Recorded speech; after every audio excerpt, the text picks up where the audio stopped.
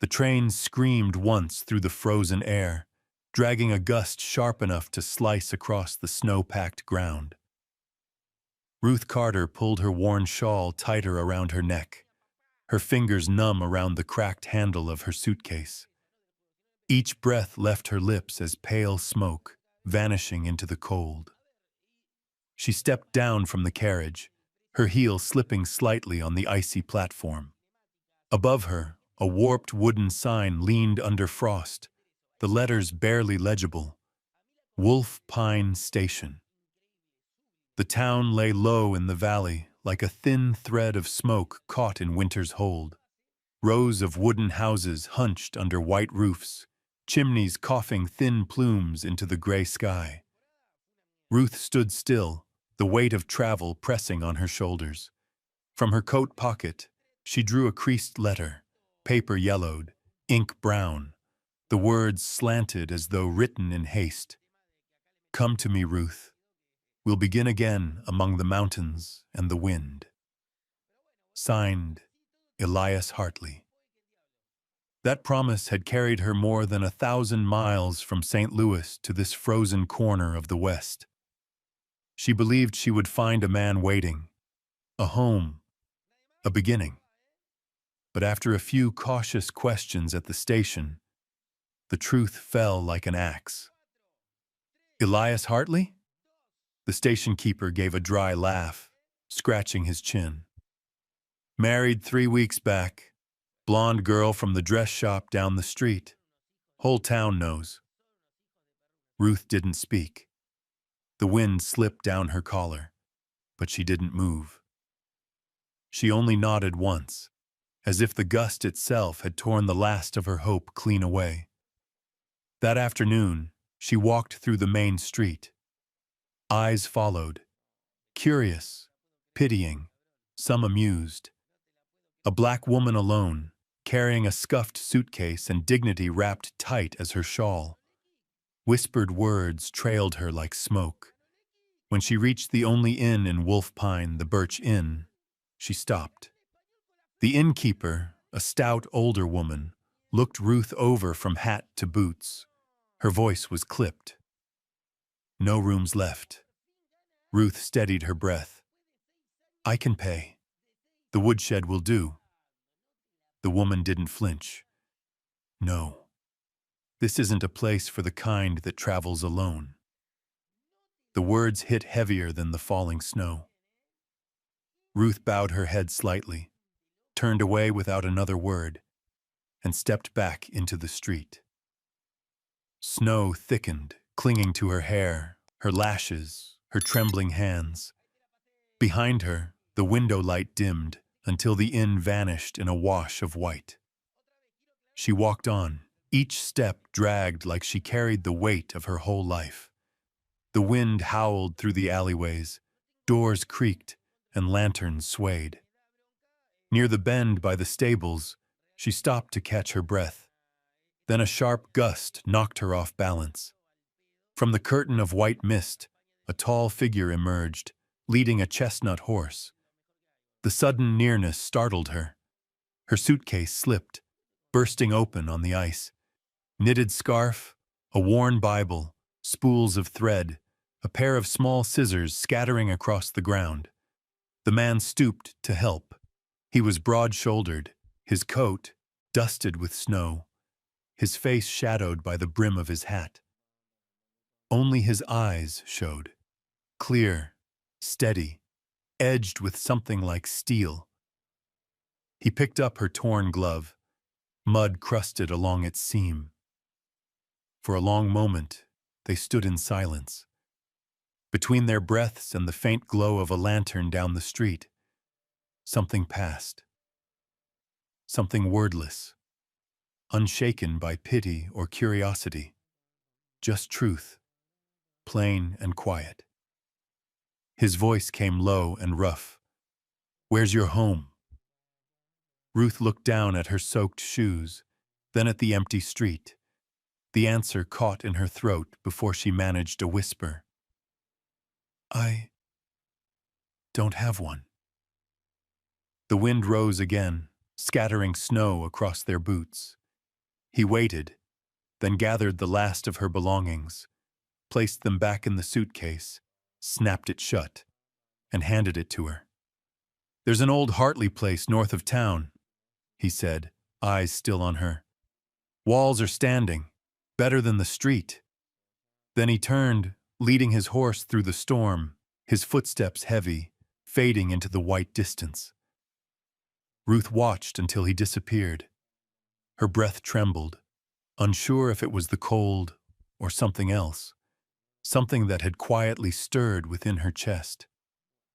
She looked down at her glove, at the faint warmth still left from his hand. That night, Ruth walked toward the abandoned house, the one flicker of light in the dark valley ahead. The stranger's question echoed in her mind. "Where's your home?" She didn't have an answer. Not yet. But somewhere along that snow-covered road, she began the long journey to find it. Ruth walked nearly 2 miles along the empty road, each step cracking through the frozen crust beneath her boots. The lights of town dimmed behind her until nothing was left but the dark wall of pine trees and the wind whispering through their bare limbs. The suitcase on her shoulder grew heavier with every breath, but she kept walking, steady, slow, northward, just as the man had said. By the time she reached the cabin, night had swallowed the valley. The small wooden house stood half buried in snow, its roof sagging, windows broken, one side of the porch caved in. Ruth stopped at the gate and stared. This was the place Elias once described in his letter, a small home but warm enough to start again. She let out a faint laugh, not from bitterness, but from the quiet recognition of her own foolish hope. Inside, the air was damp with the scent of ash and rot. Snow had crept in across the floorboards, glittering under the moonlight that slipped through a gap in the roof. Ruth set her suitcase down and breathed warmth into her cupped hands. She dragged a broken chair toward the hearth, pulling from her pocket what was left of the burned letter. Only half the page remained, ink smeared beyond reading except for one line. "Don't fear the wind, for I'll always be there." She stared at those words a long while, then fed the paper to the weak flame in the hearth. It curled, glowed red, and turned to dust. The first fire in Wolf Pine was lit with the ashes of a promise. Ruth gathered scraps of wood from the corners of the cabin and coaxed the flame higher. She laid her shawl on the floor and sat near the fire, hands outstretched to its fragile warmth. The wind whistled through the cracked frame, making the shadows dance like frightened things. She leaned back against the wall, eyes half closed. The cold pricked her skin like tiny needles, yet none of it hurt, as much as the loneliness that had settled inside her. "Just one night," she told herself. "In the morning, I'll find work. I'll find a way to live." Outside, the snow began to fall heavier. She must have drifted off, because the sound of hooves jolted her awake, the heavy snort of a horse and the crunch of boots in the snow. The door creaked open, wind rushing in with the shape of a man. It was him, the stranger from earlier. Graham Thorne filled the doorway, tall and broad-shouldered, his dark coat dusted with snow. In one hand he carried a bundle of firewood, in the other a small oil lantern that cast a thin, golden light across his face. The light caught the hard lines of a man used to weathering storms. His eyes took in the cabin, the woman by the fire, the trembling of her shoulders. "No one lasts the winter in this place," he said, his voice low and rough. Ruth didn't look away. "I just need shelter until morning." He gave a slow nod, said nothing more, and knelt to feed more wood into the fire. The flames rose, warm and alive, brushing orange against the smoke-stained ceiling. Ruth held out her hands, feeling life return to her fingertips, as if some invisible thread had been reconnected. Graham set the lantern on the table. He studied her for a moment longer, then turned toward the door. "I'll come back in the morning," he said quietly. "If you're still here, I can help fix that window." Her voice came soft, almost a whisper. "Thank you." He paused at the threshold, the silence stretching between them, broken only by the crackle of burning wood. Then he stepped out into the storm, his figure fading into the snow until only the dim light of his lantern remained. Ruth watched it disappear. Inside, the fire glowed brighter, casting soft light over the cracked walls. For the first time since she'd arrived in Wolf Pine, she didn't feel completely alone. The warmth around her wasn't just from the fire. It was from the memory of someone choosing to return. As she lay down near the dying embers, the wind outside changed its sound. It no longer howled like emptiness. It breathed softly, like someone keeping watch in the dark. The first days in Wolf Pine passed like a stream of cold water, clear, silent, and unkind.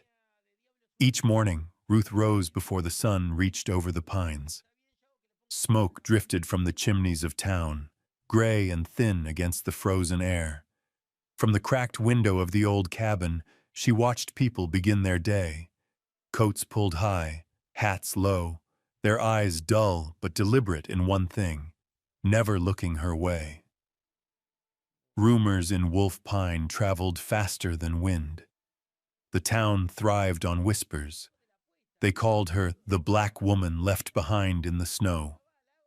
Some said Elias Hartley had tricked her. Others claimed she'd come to steal another woman's husband. Whatever version was told, it was enough for anyone passing by to glance once, then turn away, as if even their gaze might soil them. Ruth kept walking through town each day. She needed work, needed food, needed a reason to stay upright. But every door she knocked on seemed to close a little harder. At Perkins's general store, she stood quietly before the counter, hands clasped tight. "I can sweep the floors or weigh the goods," she said softly, steadying her voice. Mr. Perkins hesitated, scratching his head. His eyes flicked away.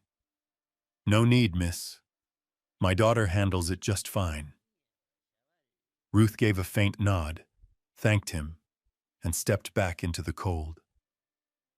The door closed behind her, and a voice carried through the thin air, low but sharp enough to reach her. "Came all this way for a man, they say. Got left in the snow." A brief chuckle followed. She kept walking. Her shoulders trembled, but her pace never faltered. Wolf Pine was too small to hide in, yet Ruth chose the middle of the road, head high, steps steady, as if to say she would not disappear. Near the end of town, she stopped at the bakery. The clerk slid a sack of flour across the counter without a word. It was heavy, nearly half her weight. Ruth bent down, gripping the strap tight, her fingers shaking as she tried to lift it. Then came a voice, deep and even. "Let me." She turned. Graham stood there, wrapped in a dark coat, his gloved hands steady, his expression calm, as if what he offered was nothing at all. "It's fine," she murmured, still trying to lift. "Let me," he repeated. Without waiting for her to argue, he bent and lifted the sack easily, the muscles in his arms flexing under the coat. Their fingers brushed for a brief second, just a touch, but warm enough to feel like sunlight in winter. Ruth drew back, startled, while Graham slung the bag over his shoulder and started down the road. Ruth followed quietly, their footsteps crunching in the snow. The only sound between them was the steady rhythm of their breath mixing in the cold air. When they reached the cabin, he set the sack beside the hearth, dusted his hands, and spoke as if to himself. "You'll want to fix the fence. Wild animals come close this time of year." "You don't have to help me," she said softly. "Don't have to," he replied, short and plain. "But I've got time." He left before she could thank him. After that day, Ruth began to see him often. He came without warning, never stayed long. Sometimes he brought dry wood. Sometimes he simply stood outside, checking if the wind slipped through the cracks. Once she woke in the night and saw a shadow moving by the fence, hammering stakes into the ground. She knew it was him, but she didn't call out. People noticed. They always did. "Thorne's been helping that colored woman?" A voice whispered in the church pews. "Strange. He hasn't spoken to anyone since his wife passed." The whispers grew like smoke, clinging to doors, to eyes. But Ruth stopped caring. When Graham came by, she greeted him with a quiet nod, her eyes calm, almost warm. One afternoon, when he set another bundle of wood at her door, Ruth said softly, "You don't have to bring more. I can cut it myself." He paused, looking at her. There was something in his eyes, half irritation, half understanding. "You don't have to do everything alone," he said, then turned away. Ruth watched his back fade into the trees. In her hands, she still held the last piece of wood he'd carried in, rough, cold, yet carrying the faint warmth of his touch. She placed it near the fire. The flame rose bright and steady, and in that glow, Ruth realized something simple and true. Kindness doesn't need to speak. It comes quietly, like that man, and stays just long enough for a frozen heart to start thawing. The fog lifted late that morning. The sun climbed slowly over the eastern ridge, spilling a pale light across the frost-covered fields. Ruth was mending the hem of her dress by the window when she heard the sound of hooves crunching outside. She looked up and saw him, Graham Thorne. He dismounted, his shoulders dusted with snow, his heavy boots creaking on the wooden steps. Ruth rose quickly, pulling her shawl close. A soft knock followed, and then his low, graveled voice. "Miss Carter, I need a favor." She opened the door. The cold swept in, carrying with it the scent of hay and wind. "Come in," she said. The cabin still looked plain, but now there was order to it. Firewood stacked neatly by the hearth, a scrap of cloth pinned across the window to stop the draft. The fire burning low but steady. Graham took it all in, nodding once, as if admitting she'd done the impossible, turned a ruin into a home. He pulled off his gloves and drew a folded piece of dark cloth from his coat. "I've got a few hands up at the ranch. Their work shirts are falling apart. I heard you can sew." Ruth took the fabric, her smile soft. "I can try." "I'll pay you fair," he said, voice firm, the kind of fairness that came naturally to men who didn't like to owe anyone. "You don't have to pay much," she replied. "I just need work." His eyes lingered on her for a moment, cool, thoughtful. "Not everyone in Wolf Pine is willing to hire a stranger. You know that." "I'm used to being one," she said quietly. He didn't answer, just set the rest of the cloth on the table. "If you need measurements, I'll send the men down." "That won't be necessary," Ruth said. "I can use your shirt as a guide. You're likely about their size." She realized too late she'd looked at him longer than she meant to. Graham raised an eyebrow, then shrugged off his coat and pulled a chair closer. "Then let's do it right." Something shifted in the air, something almost tender. Ruth stepped nearer, measuring tape in hand. She drew it across his shoulder, down the curve of his sleeve. When the cloth brushed his arm, she could feel the warmth beneath, steady and alive. Graham didn't move. His gaze followed her hands, his expression unreadable. The silence between them deepened. Only the soft slide of the measuring tape and the even rhythm of their breathing filled the room. Ruth broke it gently. "You work that ranch alone?" "Not entirely," he said. "A few men come through during the season. But the house, it's just you." He nodded, eyes drifting to the falling snow beyond the window. "I'm used to that." She hesitated, then asked, "Do you ever feel lonely?" He was quiet a long time before answering. "Loneliness is easy," he said finally. "Trusting someone again, that's the hard part." Their eyes met. The light from the hearth flickered, painting the walls in a soft amber glow. For a fleeting moment, the distance between them, the widower and the woman left behind, seemed to dissolve. They stood there, bound by something unspoken, fragile but real. He was the one to break it. "You ever lived alone before?" Ruth gave a small, wistful smile. "Never, but I'm learning." He studied her face, then nodded once as if that answer made sense to him. Rising, he slipped his coat back on and fastened the buttons slowly. "When you finish the shirts, bring them to the ranch, or I'll send someone down." She followed him to the door. "Thank you for trusting me," she said. He turned, and for the first time his eyes softened. "I don't trust easy," he said, "but you're not like the rest." Then he stepped outside, and the gust of wind that followed stirred the firelight. Ruth stood watching his figure fade into the pale horizon, the scent of winter and wood smoke lingering in his wake. She sat back down, laying the dark fabric across her lap.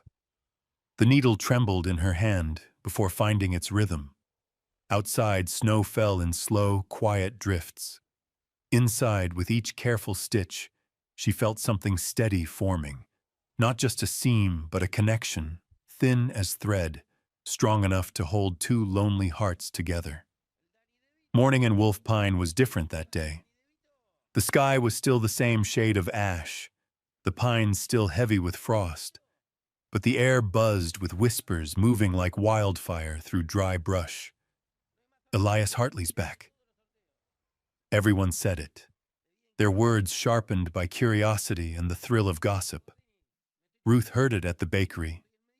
She was folding loaves into a paper bag when the shopkeeper said, almost casually, "He came in this morning. Brought his new wife with him. Pretty thing, blonde hair, red dress. They walked right down Main Street, turned every head in town." Ruth didn't answer. She just nodded once and tightened her grip on the paper until her knuckles blanched. The name, once a promise, once a dream, carried across miles of dust, cut through her like a dull knife. She walked home slowly, her head bowed. The thawing snow turned the road to mud, each step dragging as if the past itself clung to her boots. Near the diner by the church, she heard laughter, then a voice she could have recognized in her sleep. "Ruth Carter, I'll be damned. You're still here." She froze. Inside, Elias sat among a group of men, his new coat spotless, his grin wide. Beside him, the blonde in the red dress smiled faintly, her gaze cool and assessing. Their eyes turned toward Ruth as if she were some small amusement. She might have walked on, but he raised his voice, loud enough for the room to hear. "I figured you'd have gone back to St. Louis by now. Or maybe, still waiting for someone desperate enough to marry you." The laughter that followed was dry and thin as broken glass. Ruth turned toward him, standing straight. Her eyes no longer shimmered with pain. only with something sharp, like light off steel. "You're right," she said quietly, her voice even. "No one's come for me, but I stopped waiting a long time ago." The silence that followed was brief, uneasy. Then she turned and walked away, her back straight, her steps sure. At the far end of the diner, Graham Thorne sat unmoving, his coffee gone cold. He had seen everything. His face didn't change, but his fingers whitened around the handle of his cup. When Ruth stepped outside, her shawl slipped from her shoulders and fell to the floor. Graham stood, crossed the room, and picked it up. The faint scent of soap and smoke lingered. He folded it neatly, laid it on the counter, and left without a word. By afternoon, the sky had turned the color of pewter. Ruth reached the cabin at dusk. The fire wouldn't catch. Her hands shook so hard, she dropped the flint 3 times before the spark finally held. The small flame flickered weakly, its warmth thin as breath. She sat down against the wall, hands pressed to her knees, and let the stillness close in. His voice echoed faintly in her head. The stares, the laughter, the pity, they all came rushing back. But no tears came this time. She would not give the world that satisfaction again. When night fell, she stepped outside. The air was clear, the wind gone still. Moonlight spilled across the snow, turning everything silver and silent. She breathed in deep, the cold biting her lungs, and whispered, "It's all right." The words were not for anyone else. They were a vow to herself. From the distance came the faint glow of a lantern. Graham, riding toward the ranch. She knew his silhouette now, the straight back, the slow, certain rhythm of his horse. He didn't stop, only tilted his head slightly as he passed. A silent greeting. On her porch, something waited. Her shawl folded carefully, edges straight. Beside it, a small note written in firm, deliberate strokes. "Keep warm. The night's turning colder." Ruth sat down on the step, the shawl in her hands. His touch lingered in the fabric, steady, real, and kind. She closed her eyes, her breath leaving her chest in a long, trembling sigh. For the first time since arriving in Wolf Pine, she wept, not from hurt, but from knowing she had survived it. The wind whispered through the pines again, gentle now. The light from her window spilled across the snow, soft as a promise. And there, alone beneath the winter sky, Ruth sat quietly, no longer fighting her solitude, but holding it like a space wide enough to hear her own heart, and to know that, whatever storms might come, she would not break. That evening, the sky thickened into the color of wet ash. Heavy clouds pressed low over the northern pines, smothering the last light of day. No one in town dared step outside. The wind howled like a starving beast. Ruth fastened the shutters, stuffed cloth into the cracks, but the door still rattled each time the wind struck. Night fell faster than she could light another fire. The only glow in the cabin came from a wavering oil lamp, its yellow flame shuddering across the walls. Outside, snow lashed the windows in hard, white bursts. Then came a sound that didn't belong to the storm, the snort of a horse, boots on the porch, the groan of hinges giving way. The wind burst in first, then the man who had walked through every storm she'd known since coming to Wolf Pine. Graham stepped inside, his coat soaked through, snow dusting his hair and shoulders. He carried a bright lamp in one hand, a bundle of wool blankets in the other. His breath came in short, frosted clouds. Setting the lamp down, he looked at her. "The storm will last all night," he said, voice rough with cold. I saw your light flickering and thought you'd gone to Hilda's. Ruth shook her head. I didn't want to trouble anyone. Better that than getting buried in snow. He dropped the blankets, crouched by the hearth, and added wood to the weak flame. The fire leapt higher, casting its glow across both their faces. The room began to breathe again. Ruth stood near the stove, rubbing warmth into her palms, while Graham settled into a chair, peeling off his worn gloves. The firelight caught the scars, his wrist, the hard calluses of his palms. She noticed, but said nothing.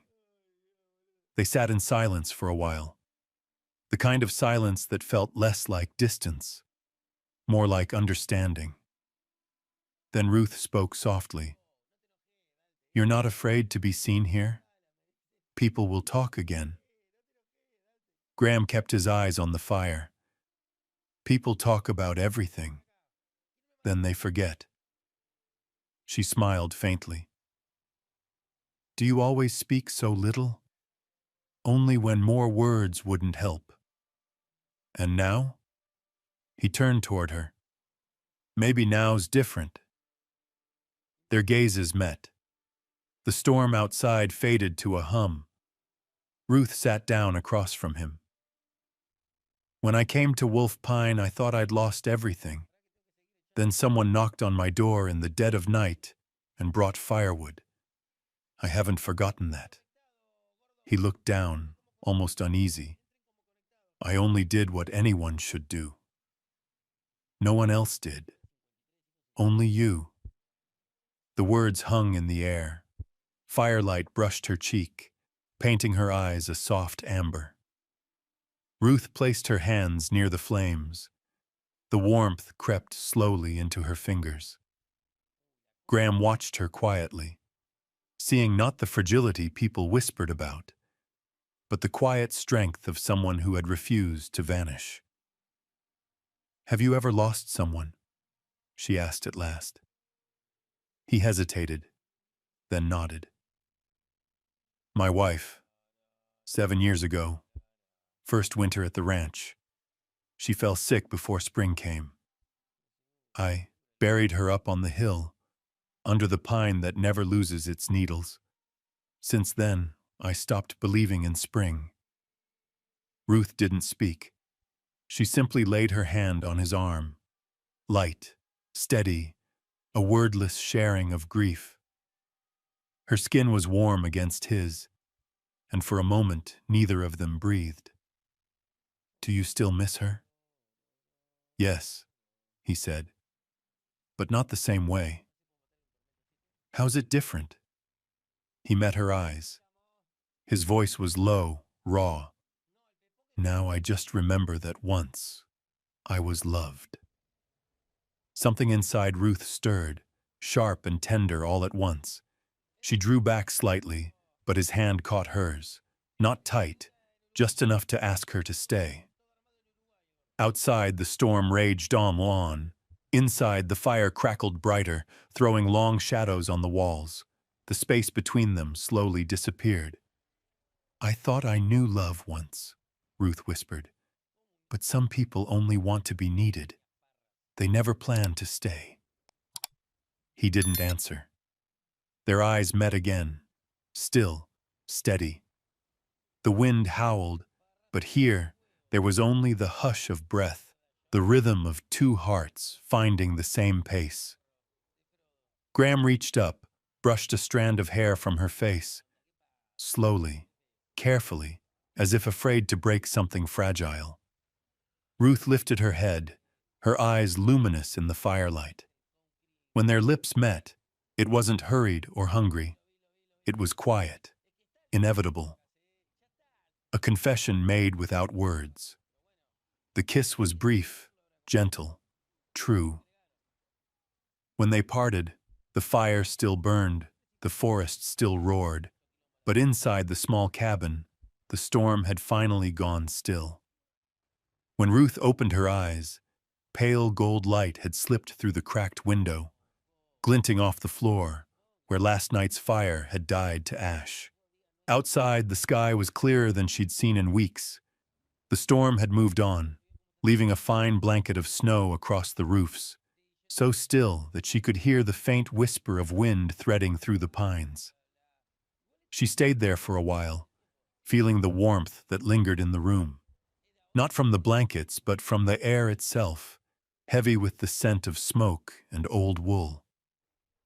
Near the hearth, Graham sat in the wooden chair, a cup of black coffee in hand, the morning sun cutting across half his face. When he noticed she was awake, he simply nodded. Neither spoke. They didn't need to. Ruth rose quietly, adjusted her shawl, and moved to the stove. The kettle was light in her hands, the sound of water filling it louder than the silence between them. On the chair beside the fire lay Graham's torn jacket, the shoulder frayed to the size of a hand. She fetched her sewing kit, sat down, and began to mend it. Each stitch moved slow and steady, as if she were repairing something larger than fabric. Graham watched her for a moment, then stood and went to the door. The hinges still trembled from the storm. He picked up a hammer and a strip of leftover wood, kneeling to brace the frame. When Ruth stepped outside, he was already at work, shirt sleeves rolled up, arms bronzed and solid against the snow. "I thought you'd be heading back to the ranch this morning," she said softly. "I will," he answered, not looking up. "But your door won't stand another wind like that." "I thought I could fix it myself." "You could," he said, voice calm, sure. "But not everything's meant to be done alone." She said nothing more, only stood beside him, listening to the clean rhythm of his hammer, the sharp sound mingling with the first birds returning after the storm. For a moment, peace felt like something real, simple, earned, and alive. When he finished, she handed him the jacket, neatly folded. "It's done. Try it on. See if it fits." He took it, their hands brushing. Neither pulled away. His gaze met hers, deep, quiet, like still water with depth unseen. "Thank you," he said. "For the jacket?" "For that, and other things." No one asked what other things meant. He stepped outside, mounted his horse. Ruth stood on the porch, watching as his figure blurred into the pale distance. The emptiness she used to carry didn't come back. In its place was something lighter, like a thread, newly tied, delicate yet strong. That afternoon, Ruth walked into town for supplies. The sun had softened the snow, and the streets were lined with muddy tracks. As she crossed the square, whispers drifted around her. A few women near the church leaned close, voices sharp and sweet. She stayed the night with Graham Thorne. "I heard he brought her blankets in the storm. Do you really think that's all he brought?" Ruth heard every word. Each one landed, but none sank. She didn't bow her head this time. She kept walking, shoulders straight, eyes forward, as if their words were nothing more than wind skimming past. A shopkeeper stepped in her path, lips curved in a knowing smile. "Miss Carter, I hear you make fine clothes for Mr. Thorne. I suppose that's one way to keep a customer loyal?" Ruth stopped. Her gaze was calm, steady enough to still the air between them. "I keep my customers with my work," she said quietly, "not with what people choose to imagine." She passed by, and the murmurs faded behind her. For the first time, the noise of the town felt small, smaller than her steps, smaller than her breath. When she reached home, the repaired door was firm beneath her hand. The fence had been reinforced, too, new planks nailed in place. On the porch lay a small bundle of firewood and a folded note. In strong, slanted writing, it read, "The door's fine now, but if you need anything, I'm close." Ruth smiled faintly, tucked the note inside the drawer with her thread and needles. Outside, the snow had begun to melt. The sun sank low, pouring a soft amber glow across the room. She stood by the window, watching the thin line of smoke drift from the chimney, curling upward into the clear sky. Inside her, something had settled, quiet, steady. The town could talk, the wind could turn, but for the first time, Ruth knew this with certainty. She was no longer the one left behind. That morning, the sky over Wolf Pine was unusually clear. The fog lifted early, revealing the main road glazed with a thin shimmer of snow that sparkled under the sun. Ruth was on the porch, hanging freshly washed cloths to dry.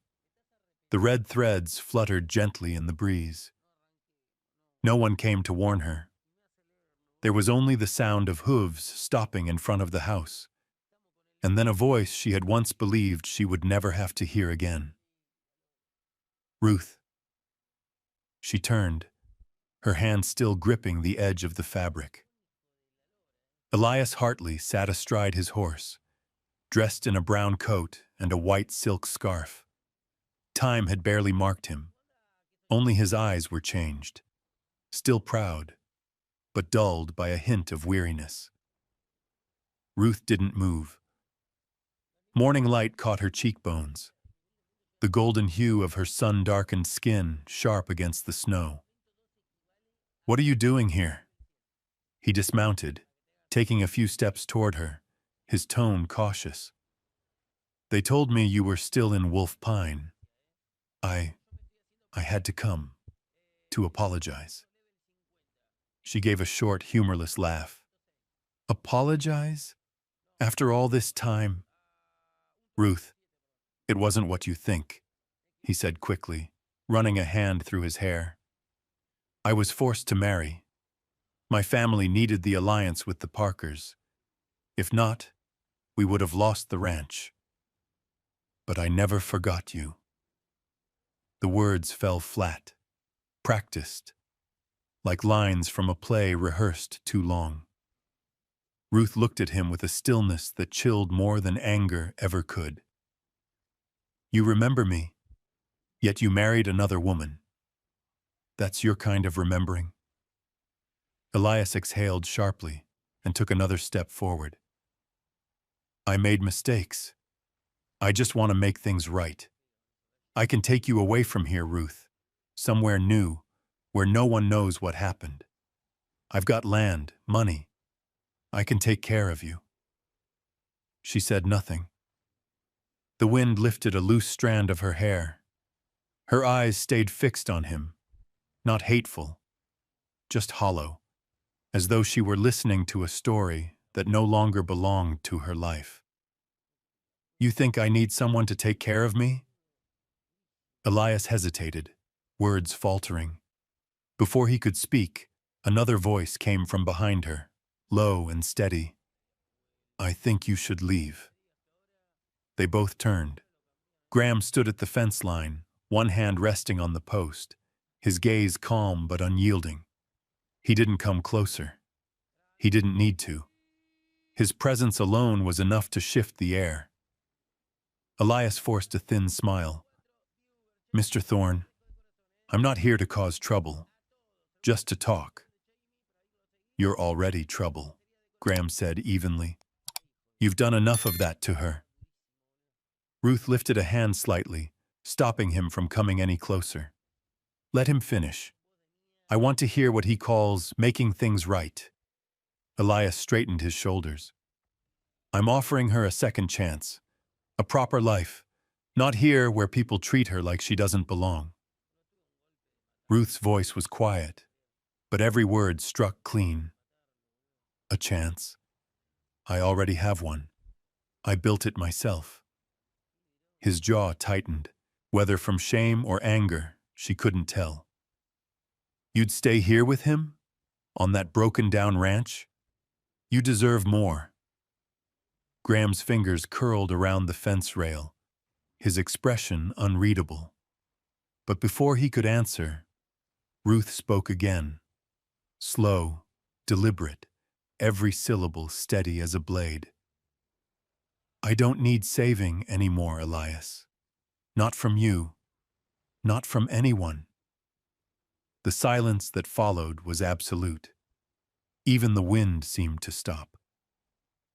Elias stood there, pale under the sun, his mouth half open and empty of words. After a moment, he turned, climbed back onto his horse, and rode away without another glance. When the sound of hooves faded, only the smell of wood smoke and pine sap lingered. Graham remained by the fence, watching the road long after it cleared. Ruth turned toward him. "Are you angry that I let him speak?" He shook his head. "No. Just angry that he ever made you believe you were small." She smiled faintly, a quiet, wistful smile. "I did believe it once, but not anymore."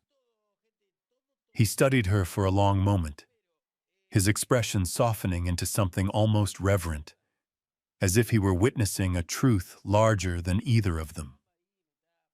By late afternoon, the light turned gold across the snow.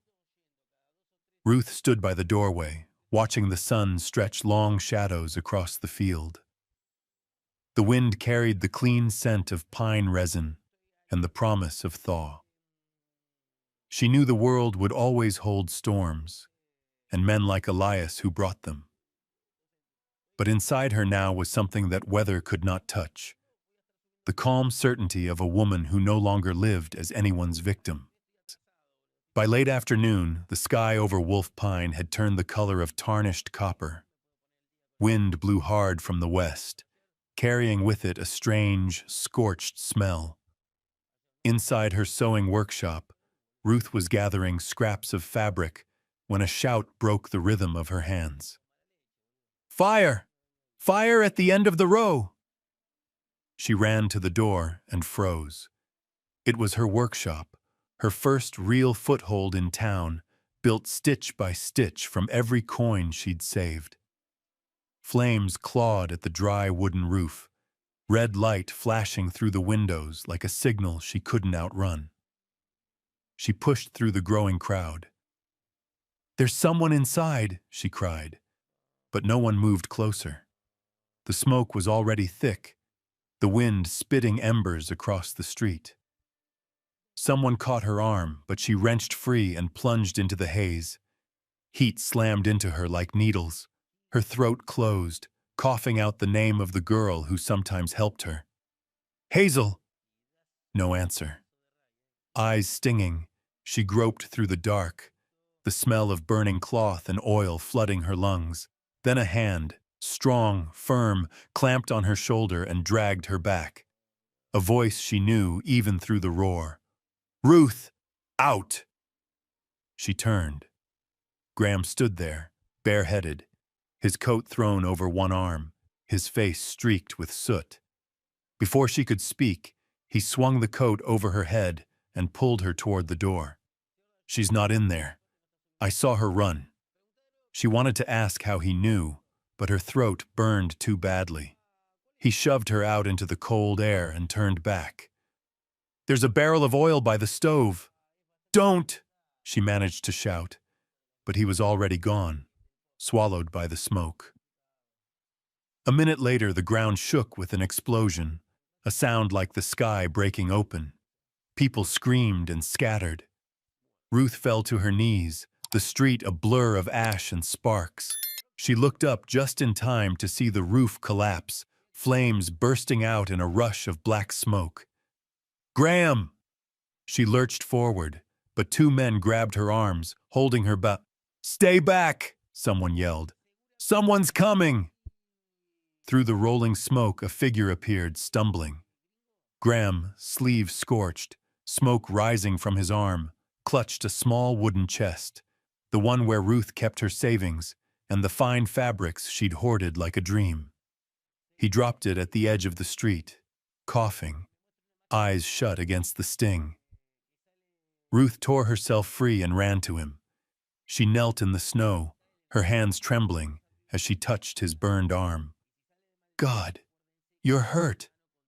He opened his eyes and managed a faint, crooked smile. Told you. Never keep oil near the stove.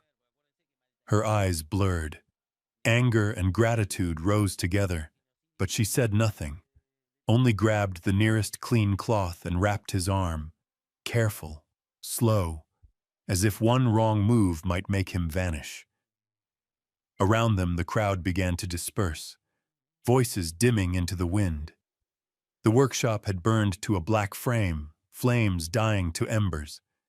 All that remained was the two of them kneeling on a street dusted with ash and snow. You shouldn't have done that, she whispered, voice ragged. And you?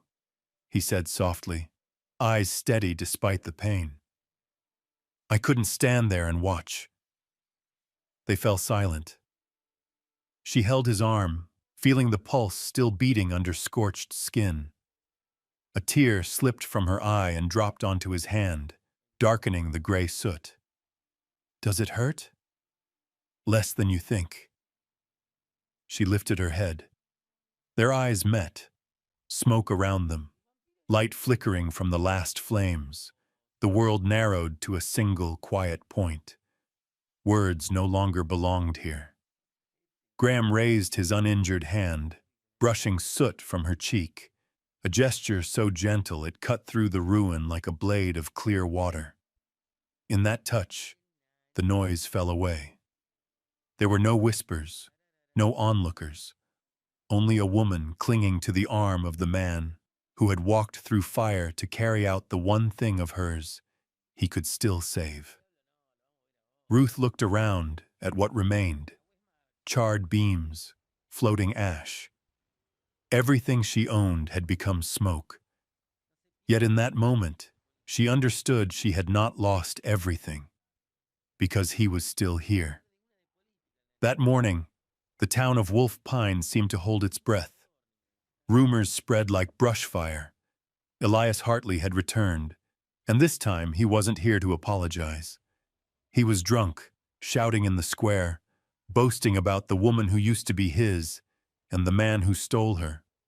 Each word dripped like poison, seeping through doorways, finding its way into every ear. Graham Thorne said nothing. He simply led his horse down Main Street, stopping when he saw Elias standing in the middle of the road, his coat whipping in the wind. The townsfolk backed away, forming a silent ring.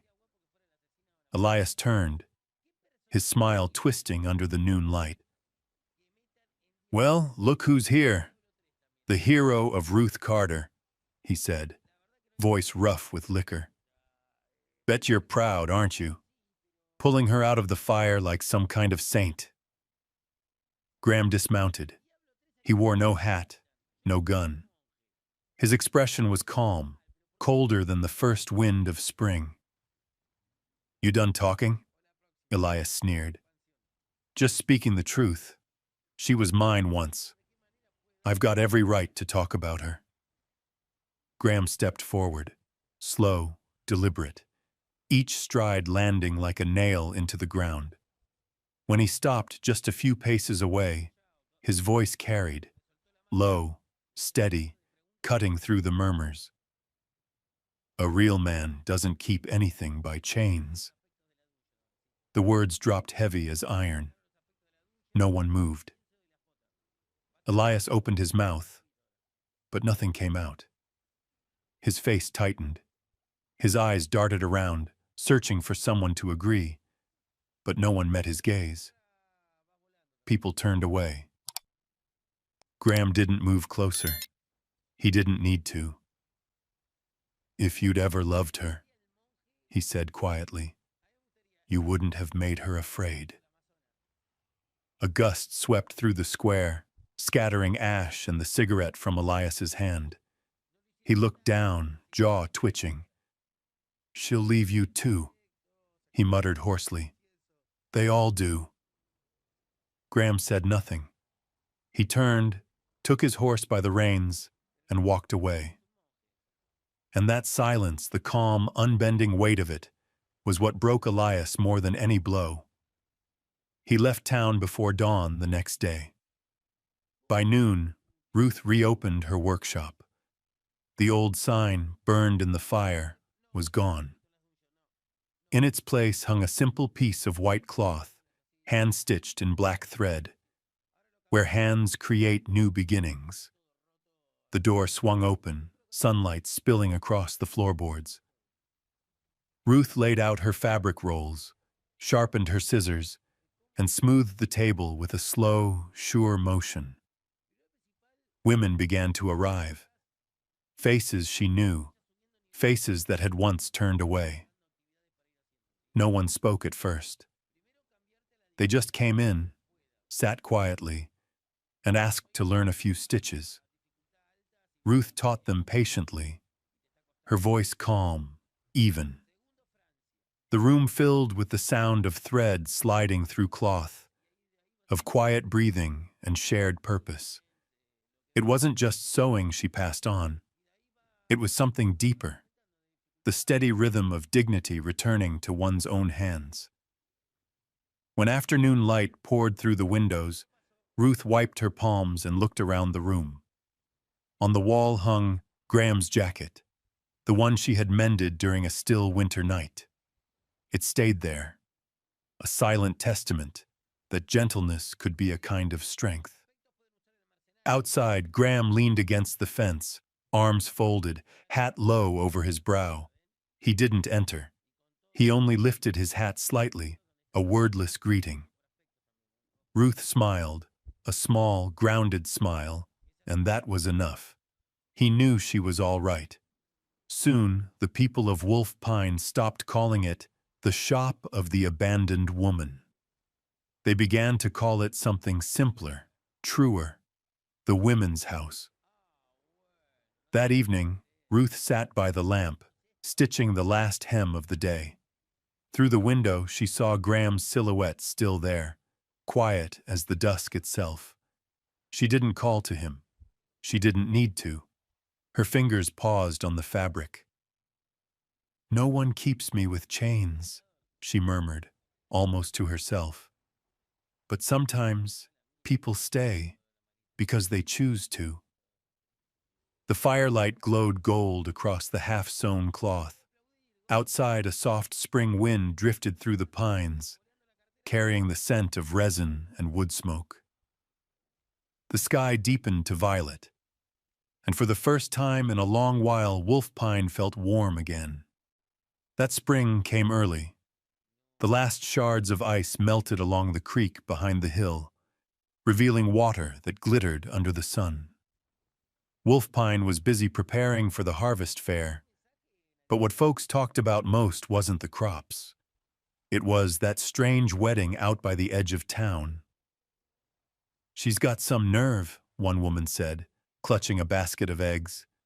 "After all that trouble she stirred, now she's marrying Thorne? Openly?"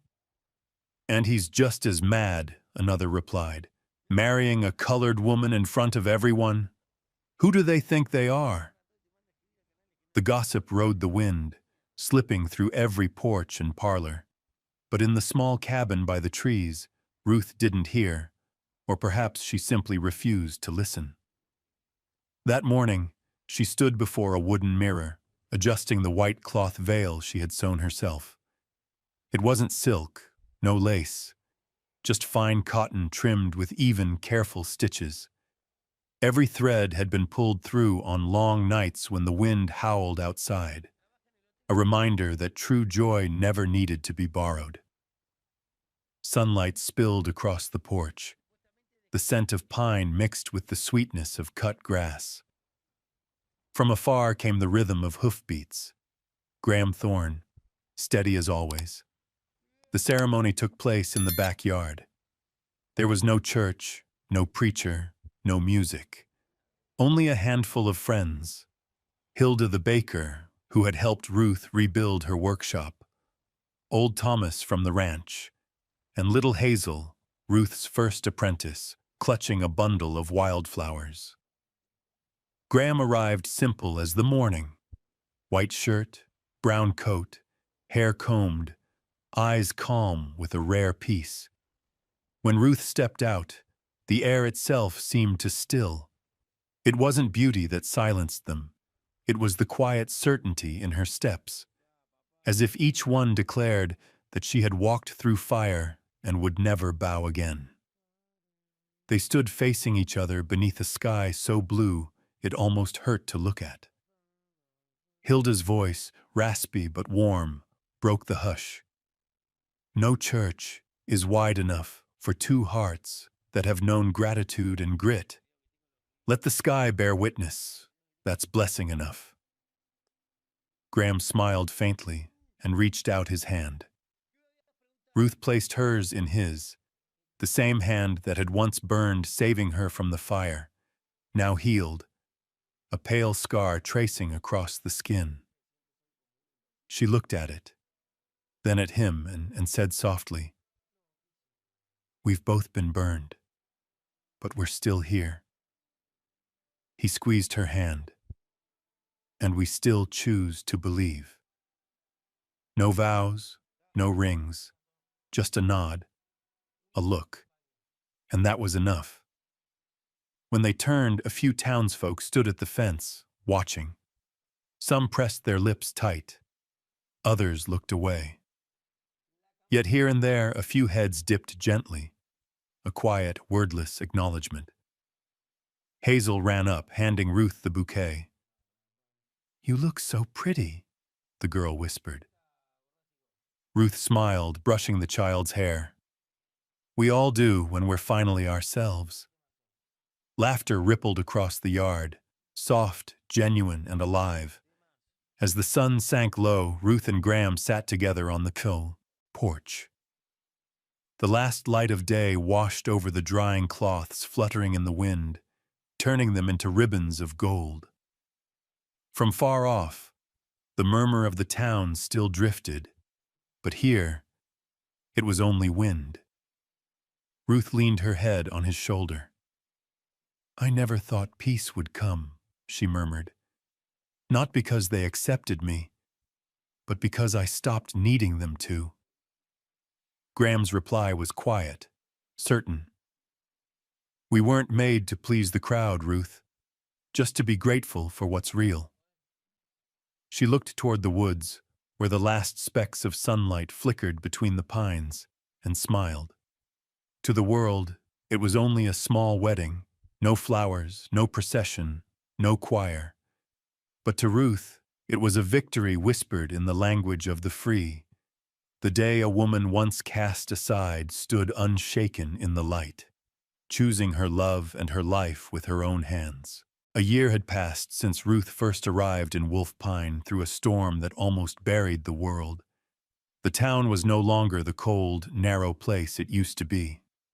Along the main street, wildflowers grew through cracks in old planks, and the laughter of children filled the air each morning, a sound once rare in this valley.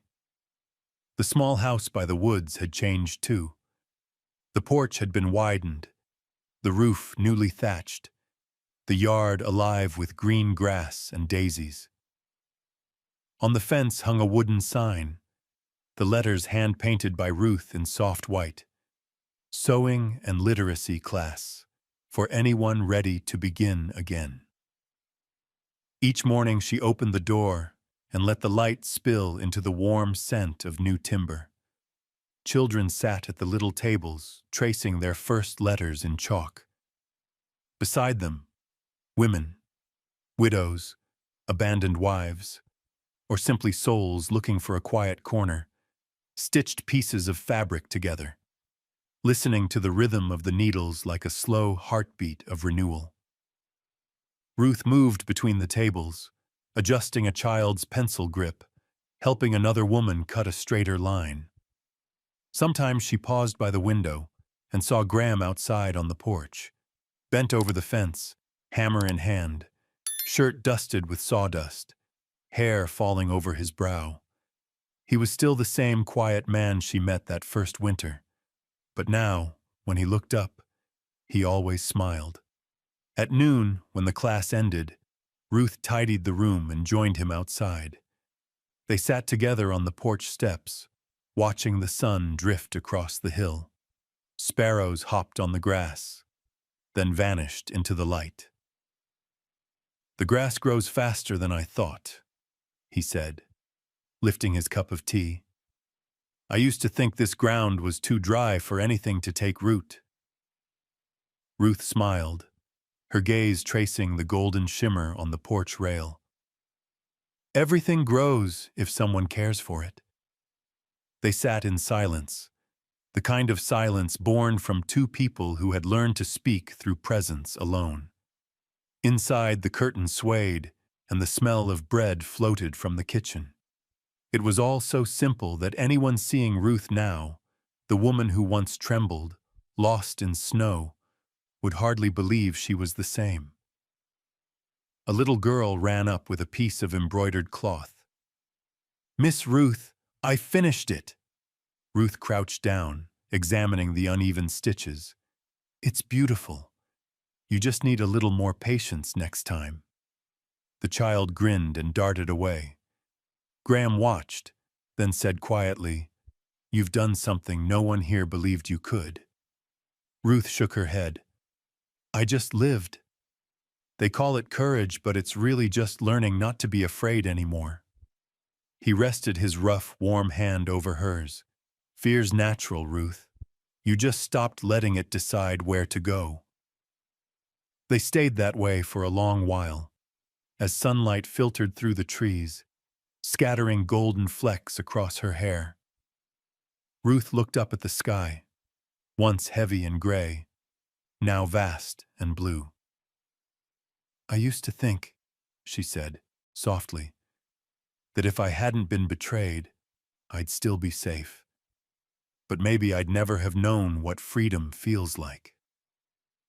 Graham didn't answer. He only held her hand tighter. The truth needed no reply. A sparrow landed on the railing, tilted its head at them, then flew off, leaving a few feathers drifting through the light. By dusk, Ruth gathered the sewing tools from the table. She looked around the porch, at the beams Graham had built, at the chair where she once mended his burnt coat. Everything looked the same, and yet everything had changed.